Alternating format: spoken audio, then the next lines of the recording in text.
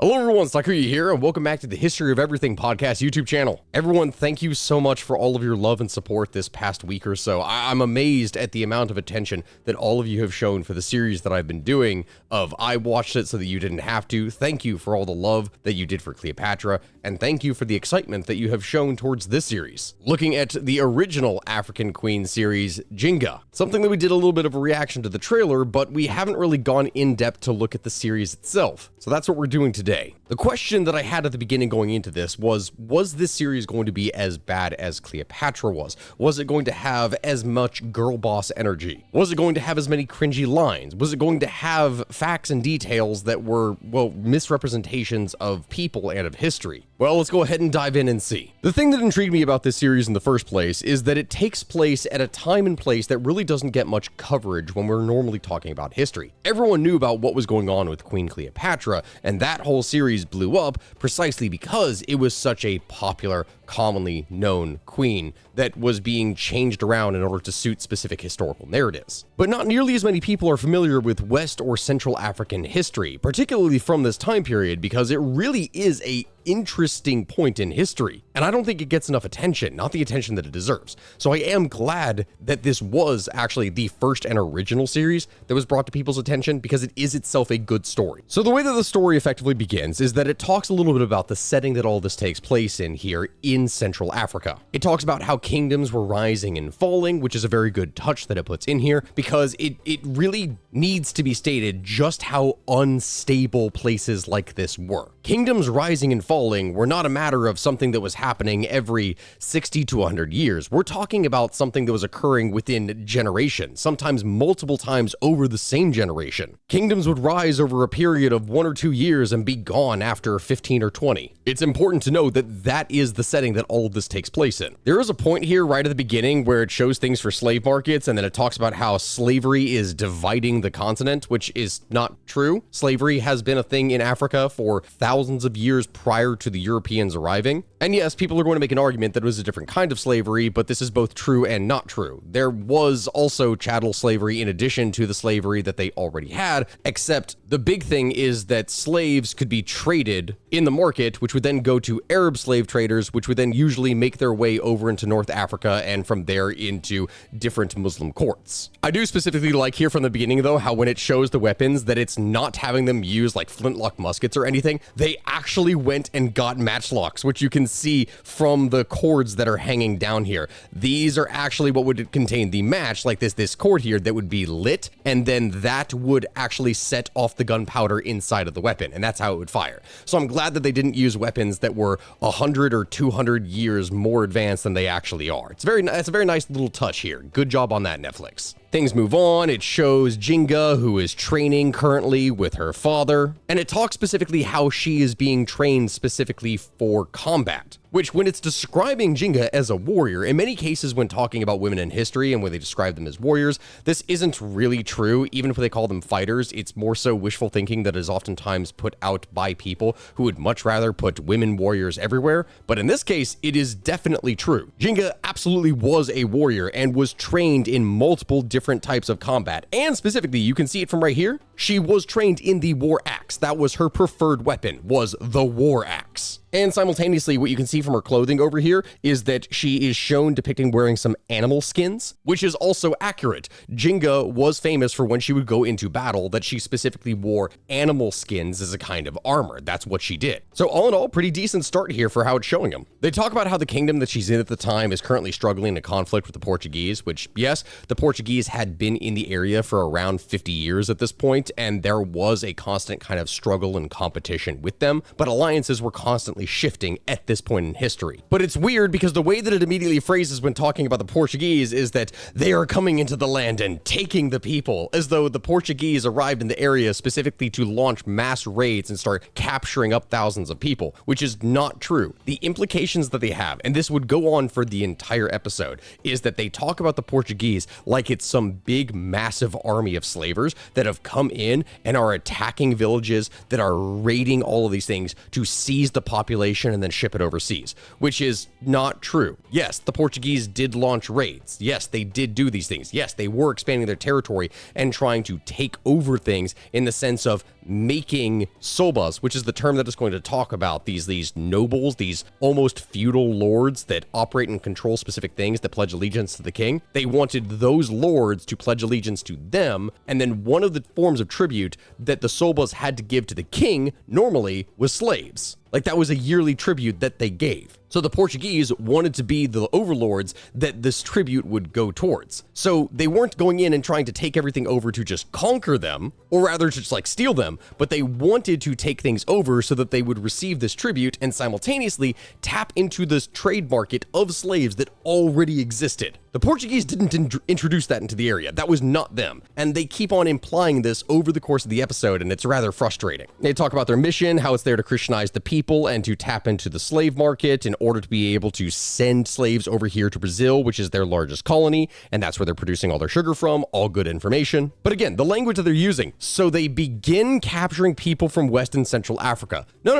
The Portuguese, yes, they would launch on occasion raids to capture people, but that was not where the majority of slaves came from. The overwhelming majority of slaves specifically came from slaves that were purchased from African kingdoms within a slave trade that was already going on. The framing of this is just intellectually dishonest. So they talk about how the king is under pressure, about he is out here and he's trying to prepare his daughter for the coming conflict, which is all true. Njinga was actually the favored child of the king, but because she was a woman, she wasn't seen as a serious contender for the throne. But because she was doted upon by her father, this meant that he was able to teach her the ways of war, of diplomacy, of all these different things so that she would be a valuable asset. Not necessarily to lead, but simultaneously to prepare her for the upcoming conflict, which is something that I need to go ahead and stress because they're going to imply here from the very beginning that she was always destined to lead, like she was the one that the father meant to take over, even though there is no precedence for that and no evidence of. It's odd. Anyway, it shows them training. The interesting thing where it goes in here is it shows the women actually training and fighting too, which, yes, this is a little bit unusual, but it's not exactly unheard of here. Like, they specifically state outright, where is it? What, 1523, I think? Yeah, it's still quite unusual at this time for women to have an active military role. So I'm glad that at the very beginning, they do address this, that even though it does show these women training and fighting, which they did do, it is simultaneously not very common to have women in a fighting role. At the very least, they addressed this in a way that isn't just wishful thinking. Because A, it's real in the first place, because historically she was trained to do this, and simultaneously they do touch upon the fact that it is a little bit unusual. It then goes on to talk about the kingdom of Ndongo, the capital of Kabasa, how it was one of the largest and most prosperous of the different kingdoms that were in the area. We get to see different scenes of the town, and everything in here is looking pretty decent so far. I'm not seeing anything inherently wrong immediately off the bat. And it talks about the princesses and how they're revered in society and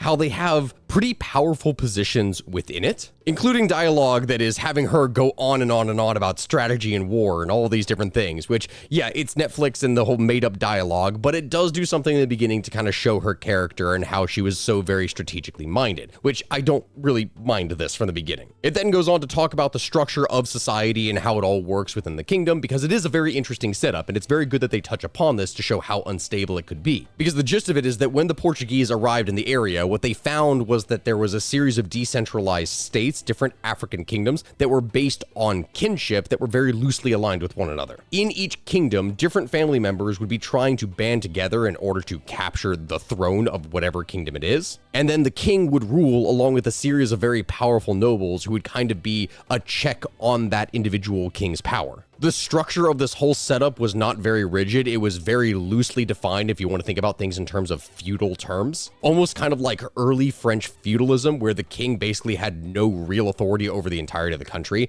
and there were a lot of very powerful nobles that were constantly vying for power and to take over more territory within the country themselves. And so they do a good job explaining that, about how the father, the king, is having a very difficult time dealing with all of these sobas, all of these nobles, and how there's a current ongoing rebellion that is providing a lot of difficulty for him. It feels weird because 8 minutes into this thing, I'm actually providing a lot more praise than I am criticism. Really, besides the part in the beginning for where it goes on about different stuff with slavery, everything else so far in here has been pretty good. They talk about how Njinga has 2 older brothers, about how they're vying for power within the court over who's going to be the real successor of the king. And they go into the politics of all this, and then they mention specifically this guy over here, how he is a slave, but how slavery for some in this area is different because it almost works in the sense of like the Ottoman Janissaries, as an example, where they were slave soldiers, but they were slaves who had the capability of being very high up within court systems. They had the opportunity to gain a lot of status and power. Like, it wasn't just chattel slavery. So they go on, there's all this dialogue that is made up, but it's specifically talking about the issues that they're facing with the rebel that they're dealing with in the north. They're debating on what to do about the matter. And the entire time, Njinga is in here talking about how, oh no, the big threat is the Portuguese. The big threat is the Portuguese. They're the one that is backing the Soba, which is kind of true. That is what was going on here. The Portuguese specifically were trying to get Sobas to rebel against the king and instead side with them, because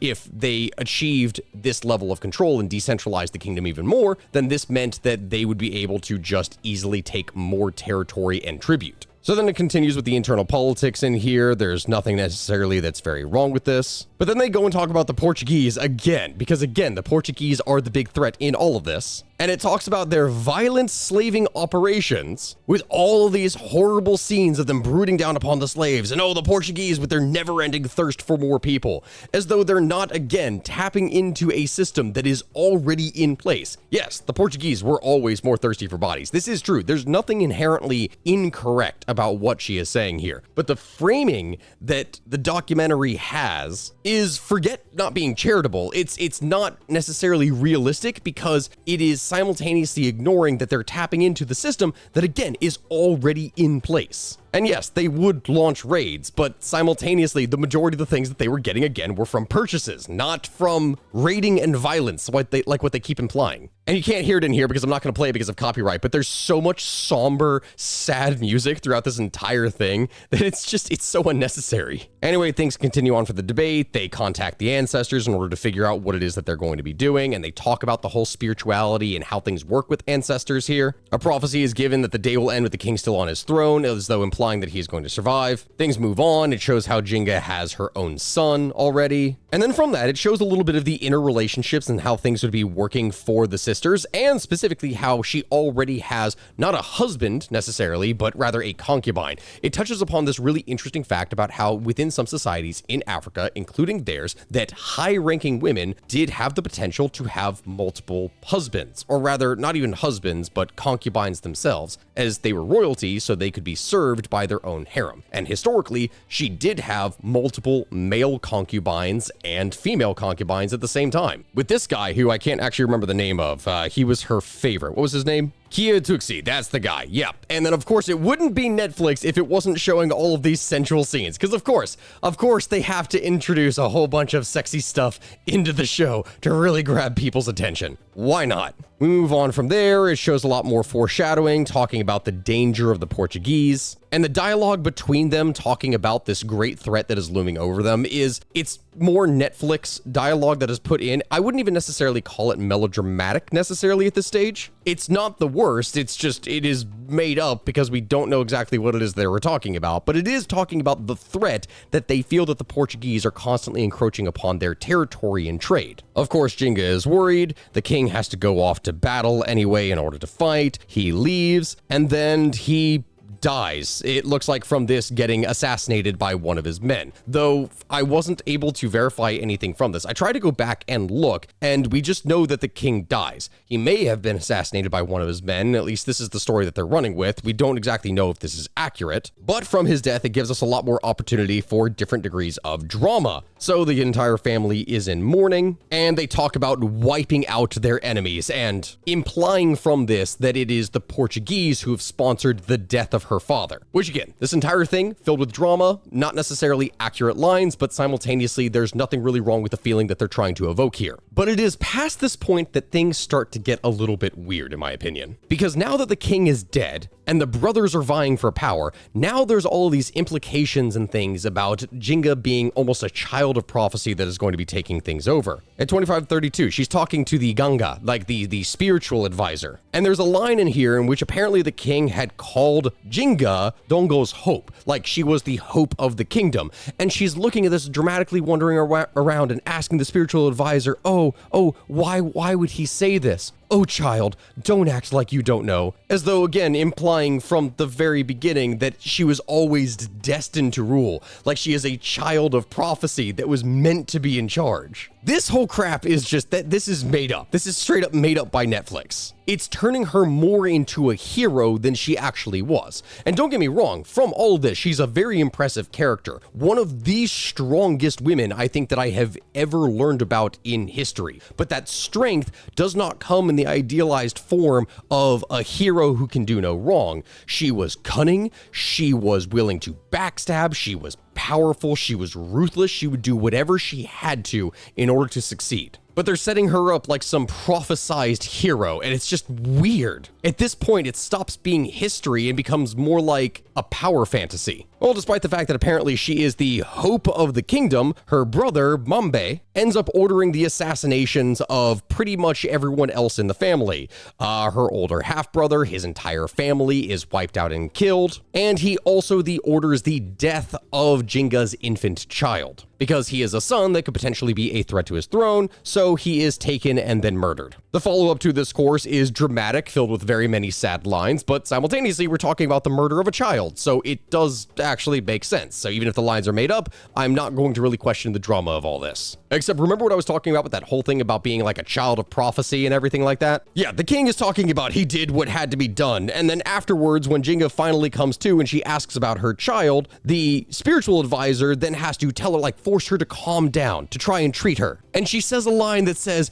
"Endure this, and you can be anything," you know, talking about how her child just got murdered and that she has to endure this and that she's capable of being anything afterwards. It's such a weirdly unnecessary foreshadowing line to put in because, again, it's setting her up with her tragic backstory, which, don't get me wrong, again, is very tragic. But the way that they're framing it sounds, again, more like a storybook character rather than a person from history. Things move on. It goes up and talks about the Portuguese stepping up the attacks on their people and the plans that they have specifically to capture more slaves. But again, the Portuguese are not moving in with big armies in order to round up and capture a bunch of slaves. They're going in and they are on occasion launching raids, but they're primarily purchasing and obtaining slaves through the trade system that is already in place. I've said that like 5 times already, but this is a consistent thing through the entire show. Also, not a history critique, but over the course of this entire duration, the music is super annoying because it's hip hoppy, if that makes sense. It's not thematic to the scenes that are going on at all, and it breaks immersion constantly. But it is good that they go on and talk about the mercenary tribe of warriors, the Imangala, because they are going to be very important, and also talking about their deal with the Portuguese, how they fight for the Portuguese as kinds of mercenaries. So it talks about how she is then serving things with the crown, how the king is annoyed with her because, she missed another council meeting, and how she's not really respecting his authority, how the king is losing his mind because they're not actually doing a good job, like he's not a good ruler that at this point is able to protect his people, and he's behaving very erratically and inefficiently with all of his moves. All true, yes, he was. But then it brings up this whole thing about how Njinga is now proposing to him that they simultaneously use the mercenary Imbangala warriors, which is a bit odd because there's nothing that shows that she proposed this idea in the first place. It's just another thing that is giving credit to her of being more capable than anything that is shown in history of her actually having done, and how she's advising him to leverage that to use the Ibangala against the Ibangala themselves because they're also divided, which is good that it does talk about how they are divided into multiple tribes that will fight each other if they're paid. And so they're having this argument back and forth that, again, it made up lines by Netflix that is, again, having her making all these policy suggestions that doesn't appear to be the case of actually having happened. And then as the argument between them escalates, the king states a line that says, "They send us over to these slavers," which is such a weird, dumb line, as though implying that the kingdom of Ndongo, that it's not also a kingdom of slavers. Like, one of the key cornerstones of the economy of this kingdom is fighting other people, like other African tribes, and then selling their people into slavery. One of the things that is required by the Sobas is that they would give a yearly tribute in slaves. So once they then have those slaves can either be used as royal slaves for the kingdom itself, or they can be sold into the market for a profit so that the kingdom can use the proceeds to fund other stuff. Like, my dude, you are also slavers. But yeah, no, the argument escalates to talk about how it's too risky. She starts to cry and have a breakdown where she asks him, why my son? Why did you have to do this? And he responds, oh, because I had to, because I'm the king. And it's just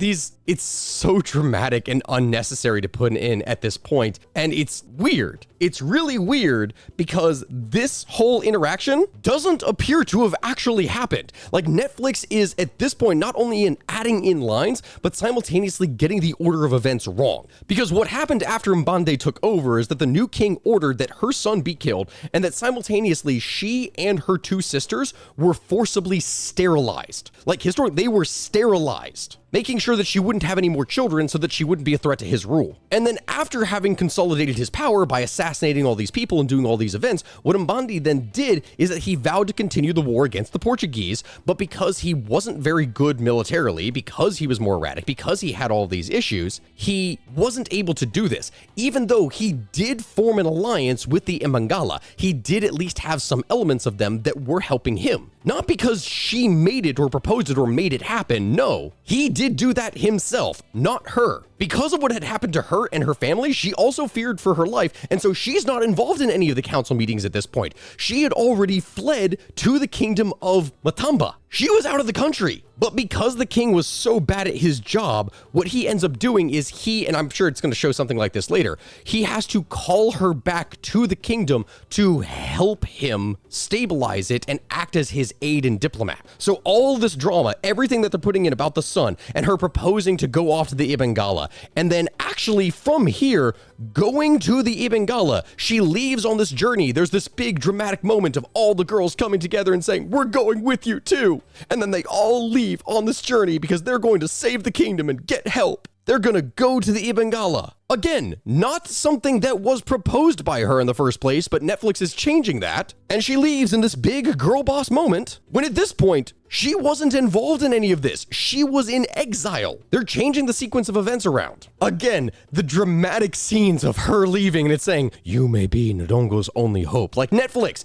this isn't Star Wars. You're not like the child of prophecy. You're not the one who will bring balance to the Force. It's a historical character. This is so unnecessary to do. So yeah, Netflix says that she then leaves. She goes off and finds a village that has been attacked by the Ibangala, where she meets a Ibangala warrior by the name of Casa. And then after negotiations with Casa and several girl boss moments, like this whole dramatic fighting sequence that they end up having here, or like competition or showing off to one another, where he's like, oh, why would I help you when you have nothing to offer me? And she threatens him and says, because I have nothing to lose. Like, again, Netflix, you're just adding in drama and making her appear stronger and more badass for lines that she didn't, like, you have no proof of this happening. But then apparently he doesn't take kindly to this. He shoves her down onto the ground only for her to have a dagger threatening him in the stomach, and then says the line, are you ready to talk now? Just, it's more examples of the dialogue being put in here,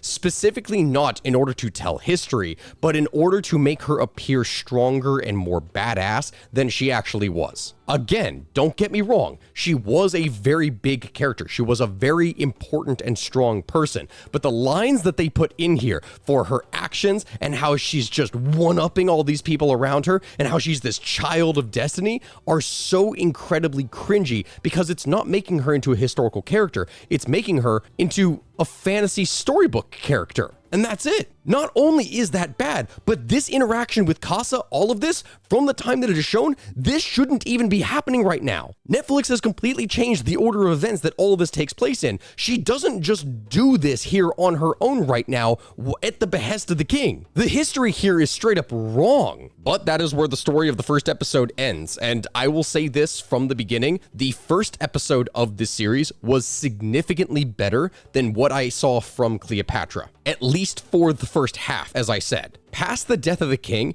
it starts immediately turning into the same issues that Netflix is having with other types of series, where it becomes less about telling the story and more about the drama of the events and trying to showcase the character that they're making the main character as just having way more traits, typically positive ones, than they actually had. It's giving them one-liners, which is such a weird thing to do. It is simultaneously changing around the events of history. It is implying meaning and actions to people that did not occur, like in the case of the Portuguese. And the dialogue at first wasn't bad in the first half, but as time goes on and it gets more and more dramatic, it just gets so incredibly cheesy and weird. But either way, that is the end of the first episode. It is, so far, a little bit better than what I had seen with Cleopatra, but just from what I have seen so far, I am starting to have some deep concerns that it's just going to get worse as time goes on. But in order to see that happen, we're going to have to wait until the next episode. So everyone, thank you very much for watching this episode of I Watched It So That You Didn't Have To. I ask that you like, comment, and subscribe, do everything you can to help this video in the algorithm, and thank you very much for watching this channel so that we can teach some real history to the world. Thank you, everyone. Have a good rest of your day,